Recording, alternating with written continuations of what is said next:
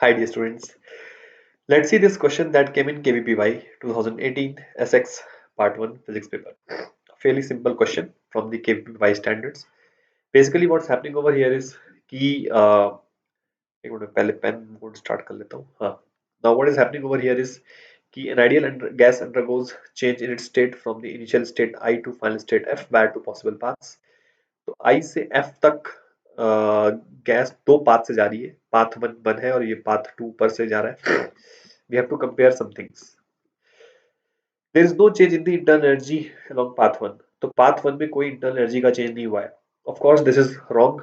The reason is कि we can see कि NCV delta T ये isobaric process है and volume has increased. So of course temperature change is there. और अगर temperature में change होगा तो internal energy में change आएगा. So this is wrong. Heat is not absorbed by the gas in both the paths. This is also wrong because one से अगर मैं यहाँ की बात करूँ इनिशियल से फाइनल तो स्टेट वन में भी हीट एब्जॉर्ब हुई है. स्टेट वन इनफैक्ट अगर तुम Q1 लिखना चाहो तो सीधा we can write NCP delta T. ठीक है, बिकॉज ये आइसोबेरिक प्रोसेस है. Q2 of course you can again say कि Q2 की वैल्यू भी आएगी कुछ, और इनफैक्ट Q1 का मतलब ये जो Q2 की वैल्यू होगी उसमें भी यू कैन सी की वॉल्यूम में चेंज आया है. ठीक है, और टेम्परेचर भी चेंज हुआ है तो वर्क भी हुआ है और इंटरनल एनर्जी में भी चेंज आया है. तो Q2 is also non-zero. Therefore, both of the paths heat is absorbed. Let's look at option D first. Work done by the gas in large is larger in path 1. This is of course wrong because PV graph का जो area होता है वो work done represent करता है. तो जो graph 1 के अंडर एरिया है that is of course less, और ग्राफ 2 के अंडर जो एरिया ज्यादा है तो ये भी गलत है. ऑफ कोर्स ऑप्शन सी सही होगा, एलिमिनेशन से अपन बोल सकते हैं. But let's look at option C independently as well. The temperature of the gas first increases and then decreases in path 2. Path 2 में बोला जा रहा है कि टेम्परेचर पहले इंक्रीज होगा फिर डिक्रीज होगा. ठीक है, अब इसका जो आंसर है कुछ लोगों ने ऐसे दे दिया था कि इनिशियल से फाइनल वी कैन सी की मतलब यहाँ से जैसे पाथ 1 पे देखे तो टेम्परेचर इनिशियल सेम था पाथ 1 पाथ 2 पे, एंड फाइनली भी पाथ 1 पाथ 2 का टेम्परेचर तो सेम है. एंड वी कैन सी कि जब यहाँ से अपन आगे बढ़ रहे हैं मतलब इनिशियल से फाइनल स्टेट की तरफ जा रहे हैं तो यहाँ पे टेम्परेचर इसके कंपैरिजन में ज्यादा होगा. जैसे अगर मैं ये पॉइंट P2 बोलूं और ये पॉइंट P1 बोलूं तो P2 पे P1 के कंपैरिजन में टेम्परेचर ज्यादा होगा बिकॉज वॉल्यूम सेम है बट प्रेशर P2 पे ज्यादा है. तो P2 पॉइंट पे प्रेशर की वैल्यू ज्यादा है इसलिए अपन बोल सकते हैं टेम्परेचर भी ज्यादा होगा, वॉल्यूम सेम है. तो कुछ लोगों ने ऐसे बोल दिया था कि टेम्परेचर इसका मतलब 2 पे बढ़ेगा पहले और उसके बाद डिक्रीज हो जाएगा.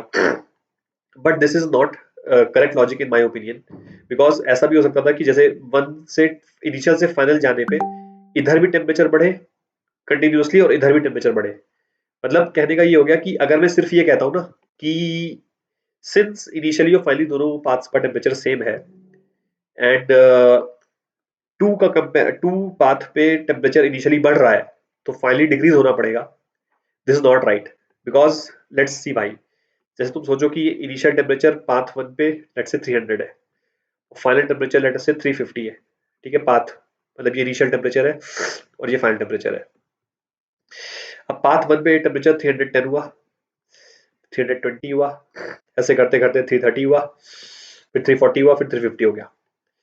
अब पाथ 2 की जो बात करते हैं तो यहाँ पे टेम्परेचर 3 ऐसा हो सकता है 325 हुआ. ठीक है, फिर ऐसा हो सकता है कि भाई यहाँ पे 328 हो गया हो.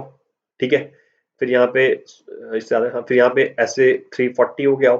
ठीक है, फिर ऐसे 3 लेट्स से 43 हो गया हो. ठीक है, और फिर ऐसे करते करते 350 आ गया हो. So what I am trying to say is that कि ये जरूरी नहीं है ना कि ये लॉजिक होल्ड कर जाए, मतलब कंटिन्यूअसली इधर भी इंक्रीज कर सकता है. मतलब सिर्फ अगर मैं ये लॉजिक दे रहा हूँ, सिर्फ ये लॉजिक दे रहा हूँ कि पहले मतलब सिंस इनिशियल फाइनल सेम है तो पाथ 2 पे पहले बढ़ेगा और फिर डिक्रीज होगा, ये सिर्फ ये बोल के एक्सप्लेन नहीं कर सकते. ठीक है, इसमें और भी चीजें यूज करनी पड़ेंगी एक्सप्लेन करने के लिए कि सिमेट्रिकल फिगर है वो सब, तो उससे एक्सप्लेन हो जाएगा. बट उसका एक बेटर एक्सप्लेनेशन मैंने ये सोचा है, पीवी डायग्राम. तुम इसको सोचो कि ये टी जैसे मैंने पीवी आइसोथर्मल कर्व्स बनाए. We know that PV graph पे आइसोथर्मल कर्व्स रेक्टेंगुलर हाइपरबोला होते हैं. जैसे T1 पे आइसोथर्मल कर्व बनाया जाए तो ये ऐसा आएगा। T2 पे अगर मैं T2 एक बड़े टेम्परेचर बनाऊं, मतलब T2 is greater than T1, तो फिर एक आइसोथर्मल कर्व ऐसी आएगी। सिमिलरली अगर T3 T2 से बड़ा है तो एक आइसोथर्मल कर्व ऐसी आएगी। फिर T4 अगर T3 से बड़ा है तो फिर आइसोथर्मल कर्व ऐसी आएगी। कहने का मतलब क्या है, व्हाट डू वी मीन, कि the isothermal curves will keep on moving in the outward direction. अब यू कैन सी कि अगर अपन ए से बी की तरफ जा रहे हैं इस पाथ पे, ये पाथ 2 है, ठीक है, तो यू कैन सी कि जैसे यहाँ ये टेम्परेचर बढ़ता गया बढ़ता गया बढ़ता गया बढ़ता गया, ये सब यहाँ तक बढ़ता जाएगा, ठीक है। ये जो पॉइंट होगा जहाँ पे ये T3 कर्व टेंजेंट हो रहा है, रिमेंबर ये ऐसा नहीं कि ये टॉप पॉइंट पे होगा, टॉप पॉइंट पे टेंजेंट नहीं होगा, ये कहीं यहाँ पे कहाँ जहाँ पे टेंजेंट होगा, ठीक है। इस पॉइंट तक टेम्परेचर बढ़ता गया, ठीक है। इसके बाद अब टेम्परेचर डिक्रीज हो रहा है, ठीक है, इसके बाद टेम्परेचर डिक्रीज हो रहा है, ठीक है। यू कैन सी यहाँ से टेम्परेचर डिक्रीज होना शुरू होगा। तो जैसे कि इसके पहले के सारे जो हाइपरबोलाज होंगे उन वो, जैसे कि मैं ये एक हाइपरबोला ये बनाऊं, तो इस हाइपरबोला पे टेम्परेचर T2 से तो कम है और T1 से ज्यादा है।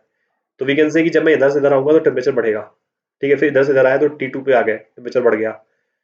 तो that is why we can say कि इस पॉइंट पे टेम्परेचर की वैल्यू जो है कम, मतलब मैक्सिमम रही होगी और फिर डिक्रीज होना शुरू होगी। So I hope you would have understood कि what I was trying to say, and hence option C was correct. Sorry, option C was top first increase in division for, हाँ, option C was correct, ठीक है। So this explains, thank you.